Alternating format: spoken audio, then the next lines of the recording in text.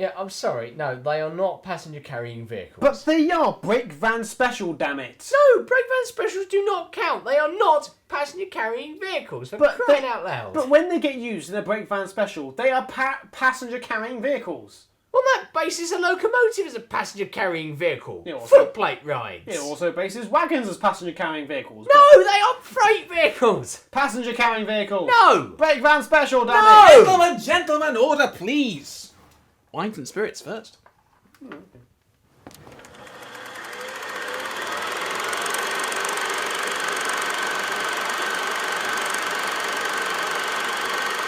Hello and welcome to the final episode of The Train Now Starring for the series. Tonight we look at the 1952 Charles Crichton film, The Titfield Thunderbolt. Hooray! You've been waiting for this, haven't you? The Titfield Thunderbolt revolves around the Titfield branch, which has just been earmarked for closure.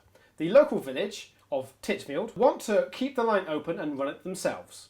And there you go. There's a little bit more to it than that. There's a bit more to it than that, but They're that's kind of under- the main premise of the story. They're under fierce competition from the local bus company. Yeah. They've got a month to prove themselves whether they're eligible or not for a light railway order. Yep. Essentially, it is the story of the early years of preservation. It Yeah. is. Well, it was inspired by the Tower of Flint, wasn't it? It was, yes. So It was Tom Rolt that wrote it, wasn't it? What, Railway Adventure? The original, the book on which it's... Yeah. so obviously we see what essentially is the beginnings of a preserved railway. Mm-hmm. But, well, as most preserved railways started out back in the 60s and early 70s, trying to keep a service going as opposed to Preserving. opposed to preserving the railway. So we see the local vicar, Mr. Sam Weech. He wants to keep the line running, Yeah. and along with his friend Mr. Chesterford, want to be driver and guard respectively. And Who doesn't? obviously, who doesn't? Who doesn't want to do the main jobs? Yeah. And so they've got a month to prove themselves, Yeah. as you've already said. And they're trying to get everyone's local support. So And they face a lot of sabotage in the process. it's Pierce and Crump Yeah. trying to sabotage the railway in one way or another. Yeah. Starting off with what did they start off with? We started off with a race initially, if you want to count that. Yes, you can start off with the race to the It's town safer meeting. by road, except that it's not. Yes, Clearly. to the town meeting where all the argument goes on, which is where they get the initial 1 month trial Probation period. period, Yeah. And so it's generally quite an interesting story. It's Yes. a basic story, Hmm. but I think it's a good lesson of willpower. Keep pursuing, keep trying your best, and things should work out. And don't let the bastards grind you down. Exactly. To quote Ronnie Barker. Of course, getting the light railway order to run the railway revolves around getting money from the local alcoholic, Mr. Valentine. Yeah. Played so beautifully by Stanley Holloway. Yes. It is a fantastic character. Yeah. It really is. I mean, although, really, it is all just bribery, really, isn't it? In a way, it is. Give us your money and we'll let you drink outside of normal hours. Yes. Sunday's accepted. Sunday's accepted. Yes. Yes, obviously he sits around in his house waiting for the day to dawn and waiting for the pub to open. That is the day dawning. That is the day dawning. Yeah. What would happen if it dawned? As Mr. Chesterford says, Yeah. what if the day dawned at 13 minutes to 9? Dreamer of beautiful dreams. So this pretty much is enough to convince Mr. Valentine to give the vicar and his friend A blank check. a blank check, essentially, to run the railway. And so, I would say hilarity issues from there, really. But It ensued before that, even. it should but- before that, but we see a standoff between a steamroller and the auto tank, Yeah. 1401. Easily. Aptly won by the auto tank. Easily the most epic scene in the film right Yeah. there. It's probably the one scene which makes you think, sod the human characters, we just want to see Steamroller and Steam Locomotive Yes. fight. Of course, we've seen 1401. Unfortunately, wasn't preserved, but we've seen 1401 recreated in recent years with 1450. Yes. Yeah. Painted suitably. Featured also is the the tram coach from Wisbech and Upwell, which in itself is a nice thing to see. But ultimately, we all know the main star of the film was indeed the lion. Yes. Yes. I have a problem here on the story front, though.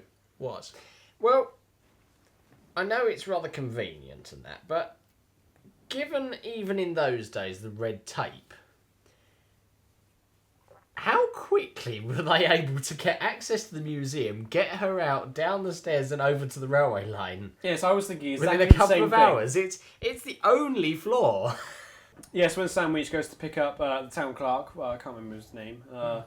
Mr. Blakeworth. Mr. Blakeworth, yeah. yes. Played by Norton Wayne. Yeah, from the prison because he's been suspected of crashing the train, sabotage, and all that jazz. Except it was all nonsense. Yes. So when Sandwich goes to pick him up from the police station, he's like, "Oh, we've only got 6 hours to try and get Lion out of the not Lion, Thunderbolt as it's called in the film. Thunderbolt out of the museum, steam her up, get her over to Titfield, steam her up." In time for the first train. So essentially that gives them 2 hours to get it out of the museum and over to the railway to enable 4 hours to steam up. Pretty much. And then, of course, after they get to Titfield and during steam, they come up with the coupling issue of different couplings. So they had to tie a rope between the low loader with Dan's house on it and Thunderbolt, which becomes a problem later on in the film. Is this all your main problem is with this film? Just a lack of general exposition? Yes. Pretty much, yes. Can you? Well, I'm sorry. The film's just kind of every film. If you have that much exposition in every single film, it's just not going to. No, the reason I have a gripe is it's the only thing stopping it from being the perfect film. Also, I dispute that. personally, auto but tank being fine. driven down a main road. Yeah, but She's that's on not, the Yeah, timetable. but that's intended for comic effect. Yeah, Yes. Of course. Despite the fact that it's it's a very hovering. convincing And drop. by the way, Yeah. turntable. Just as I said. all props aside, fake 1400 tanks and Oh, it looked convincing. it did look it was a little wide, I but wish it had survived. I would have liked to have driven that. In the car. I can see that as my. That would have been my ideal first car. I'm going to have a 1400 tank. Because lols. God, imagine the insurance premiums on that. I think it'd be pretty fine. You're not going to get anyone bash you up in that, are you? No, but Come down a country lane, they're going to go, oh shit. was there a train coming? But overall story, it's not flawless, but it's honestly, I'd say 3. Yeah. yeah. I would say 3. Despite the minor gripes with exposition, I'd give it 3.5. but we can't. Yeah, it's a pity. No, I'm 'Cause giving I'd it 3.5. Because I'd give it 4 in that respect, but no, we can't. Tough shit, I'm giving it Out 3.5. out of 3, Sam. Oh, out of 3, I'd give it 3.5. We're not giving you the extra point. That's a 3. Okay. We're taking off the extra point. Yes, I'm going to go with a 3 as well. Yeah, I'd definitely. All minor gripes aside, it is a It's a damn good fantastic story. Yeah, it's a lovely story, really. So technicals. We've already mentioned the fake 1400. It's only let down by the minor problems that existed generally in the day, and they're not that great either. Although, I think minor problem. One of the minor problems I can see was the green screen effect during. That's what I mean. During It's the the steamroller problems scene. of the day. It's well, you say problems of the day. It's less of a problem of the day than they were in, say, the African Queen Yes. and some of its other contemporaries. Yeah, but I mean, as I say, for given in the day, it was bloody good, and it's only let down because now it looks a little bit off. Yeah. But as I say, it's such a small thing that it's I'd say hardly worth mentioning. I've mentioned it now, Yeah. so it's out Yeah. there. But it's it's so small. It's hardly worth taking any Yeah. marks off for. Of course, we have to mention the music. It's Yes. That music. quite It's a iconic. wonderful score. It's a brilliant score. There's Georges Auric, thank you. Just Yes. thank you. yes, it's just got that wonderful mix of power and thrill. There's Like an epic train journey, basically. yes, Yeah. Obviously, the scene, the last section where they've got Thunderbolt connected back to the train and Somehow managed to run it all the way from somewhere near Midford to all the way to Bristol Temple Meads. Yes, Yeah. Mallingford, Yeah. Temple Meads back in the day, And where that platform is now a quick fit. Yeah. Just so you know. sign of the times. Well, actually, Such a no. shame. Come to think of it, I think that actual platform is still there, but obviously in the film you see houses behind it. Yes. That's now a That's quick now quick fit. fit. So Well, do you think how beneficial a quick fit would have been to the preservationists in lack of a coupling?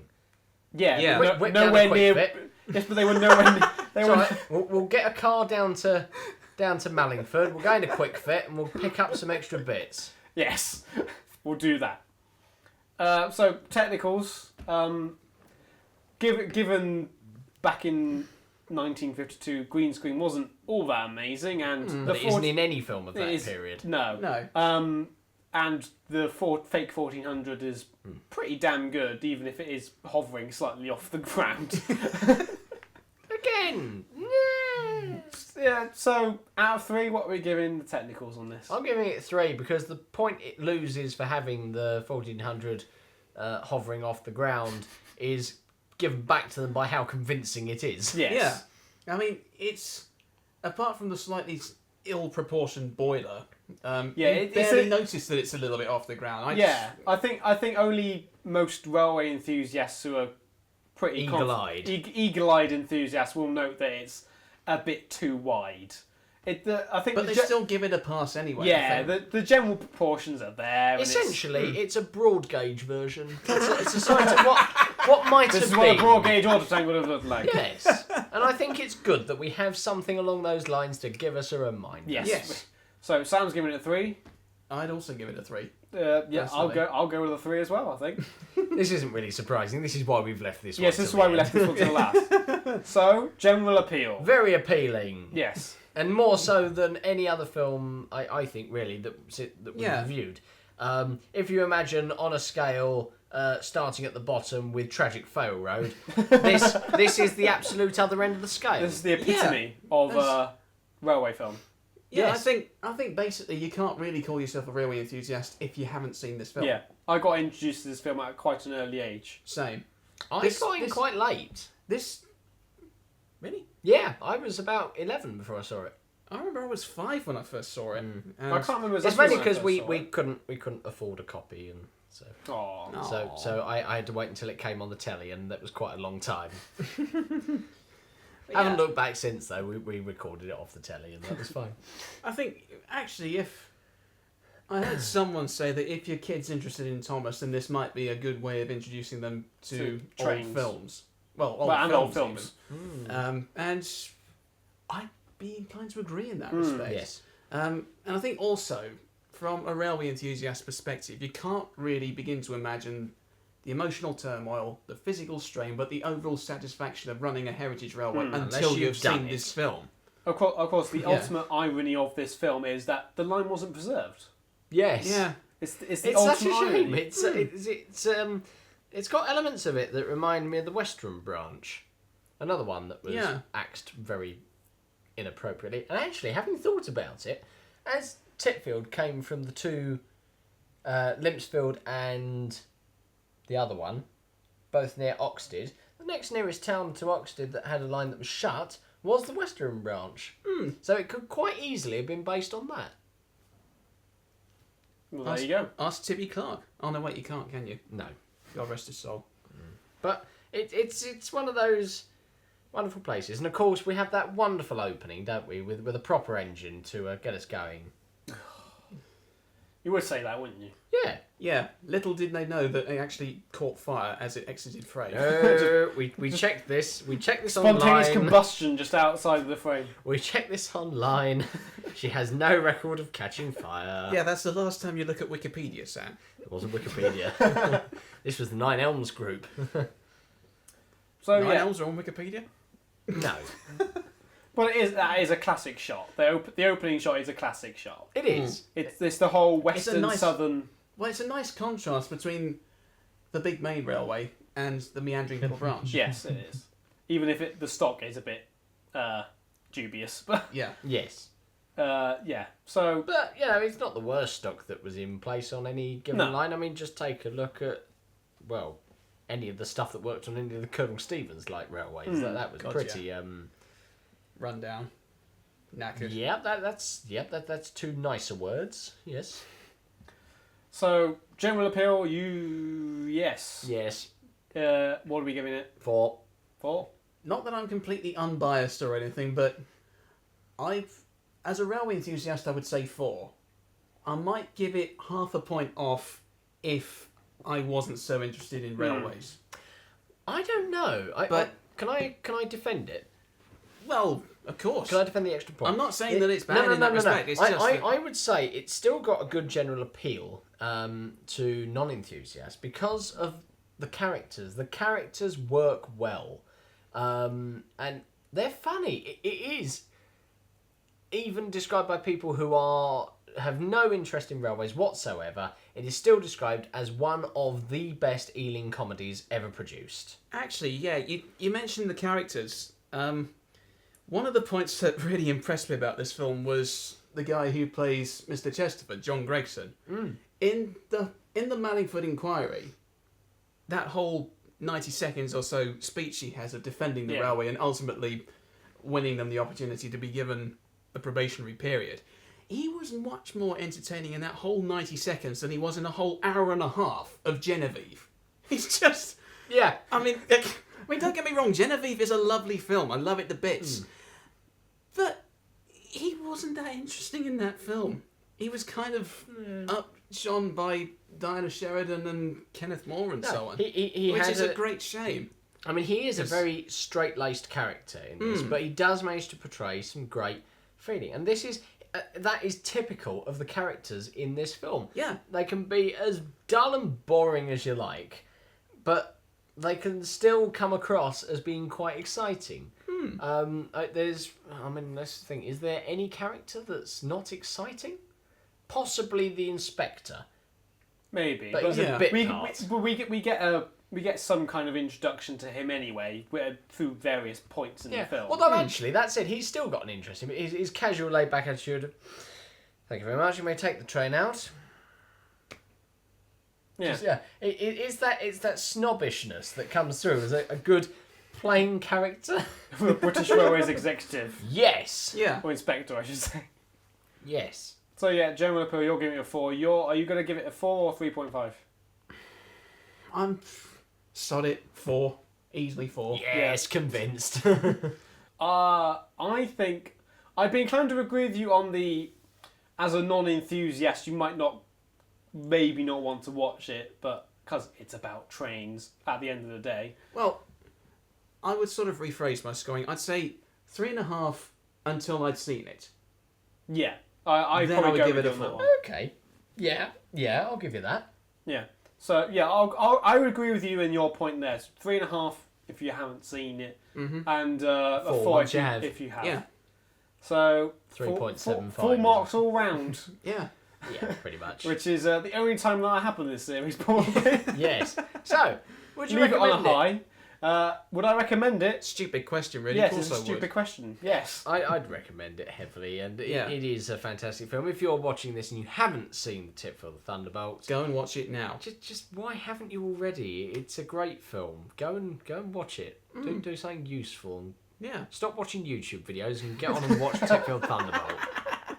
Go buy the DVD. Yes, go buy the DVD or buy the download. Or the Blu-ray or the Blu-ray. Blu-ray's quite good. Yeah. Copy. It's much improved. Get the if you have a Blu-ray player, get the Blu-ray. Yeah. So, gents. End of the series. End of the series. Yeah. So, yeah. I'm not going to miss the late nights, I'm going to be honest. But I'm not going to miss the hate mail, personally.